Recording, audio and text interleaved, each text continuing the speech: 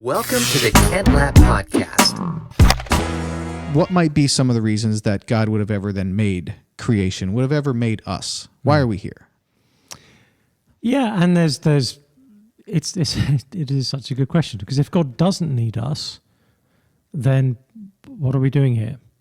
And the great answer really that the Bible gives us is we're here as part of the overflow of God's love. So I had a very specific moment of realization when I was growing up. Maybe I was 9 or 10 years old or something like that.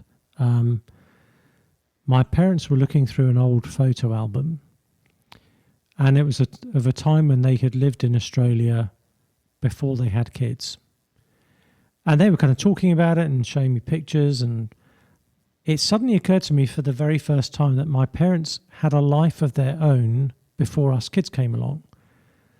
Up until then, I'd sort of seen them as they're my parents, and so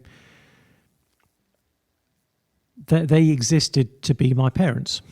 Mm-hmm. And what I was beginning to realize was, no, hang on a sec, they had a whole life apart from me, before me. Looked like they were pretty happy, you know. And I think what we begin to learn with the Trinity is that God has always had a happy life of his own before we came along. And in the case of a human couple, the love and happiness they have for one another, and this is the way our biology is designed, leads to the creation of new life. And similarly, that the sheer abundant happiness God has within himself leads to the creation of new life. So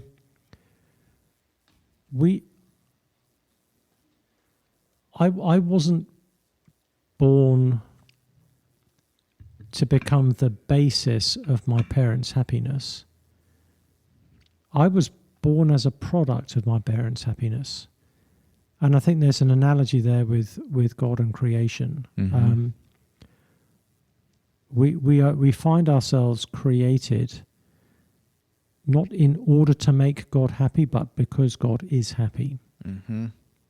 And his happiness is, he's glorified in the existence of a creation that can see who he is.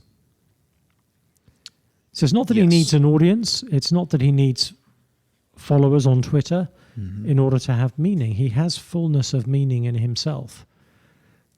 But there's a sense in which he's opening up that happiness and that glory to us to be able to join in and celebrate and be part of. Mm-hmm. Okay.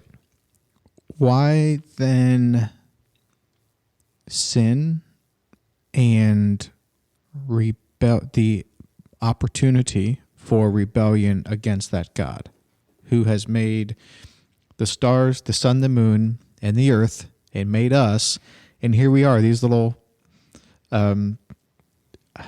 craps is what I want to say. You know, these, thinking we know it all, and we rebel, and we even say, "There's no God." Yeah, we even say that. Why the opportunity for that? Yeah, I'm not sure I know. It's one of those things. The Bible tells us certain things about the origins of evil. It doesn't tell us everything. Why God would make us with the capacity to reject him, I'm not sure I've got a complete answer to, other than the way we are and what God has done about the way we are, I trust is what most brings him glory. That he made us with some capacity to fall in a way that would need redemption,